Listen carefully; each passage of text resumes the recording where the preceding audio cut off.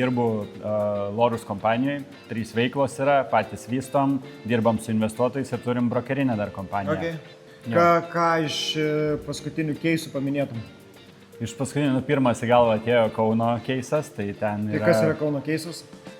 Nupirkom tokias patalpas su nuomininku ir su galimybė dar plėtoti, ten dar kokius 5000 kvadratų galbūt gyvenamosios ar komercinės dar dabar sprendžiam, bet greičiausiai gyvenamąją daraisim centrinį. Tai kažkokį pastatą nupirko, tai administracinį?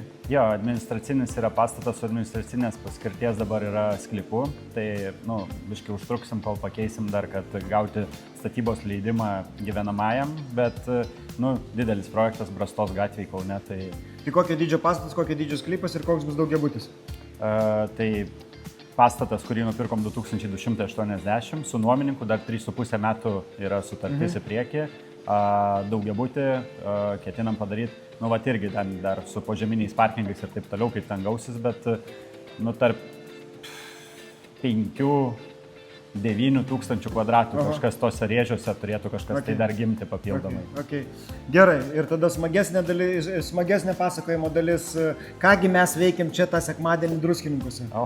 Kuriam ryšius, Tomas yra labai puikus sujungėjas žmonių, šiandien gavai netgi Maikutę krikštatę visą, nes tavo dėka į Lorus prisijungė ir Ernestą.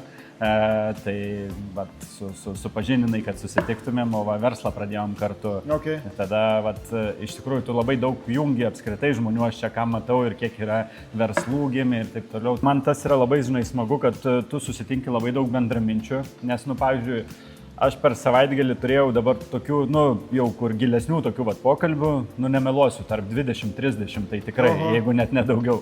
Tai jeigu tu norėtum, taip kasdieną papietauti su kiekvienu, čia aišku dar suplanavau jau turbūt mėnesį į priekį dar su kuo pietausiu ir taip toliau, bet, tai įsivaizduok, tai man reikia vos ne viso mėnesio plus, kad tiek be žmonių pakalbint, pabendrauti, santykiai pakurti, o čia... Labiau 3 mėnesių. Nes jeigu 20-30 žmonių, tai turbūt taip žostkai nesudėsi visų į vieną eilę, kad ta prasme vis dėlto čia yra nekoncentruotai su daug žmonių ir netgi pavyksta vis dėlto tokius gilesnius pokalbius apturėti. Ir tu ten kokią, kitiem padedi išsispręsti jų problemą, ateina, pasikonsultuoja ten vienu kitu klausimu, ateini tu ten su kažkokiu klausimu, sako, įsižiūrėk gal tokiu dar kampu, arba ten, susipažįsti ir tu matai iškart sinergiją, kad gali verslą su juo daryti, ar ten investuotojai keli jau nori kaip investuotojais ateiti bendras įmonės atsidaryti, smagu.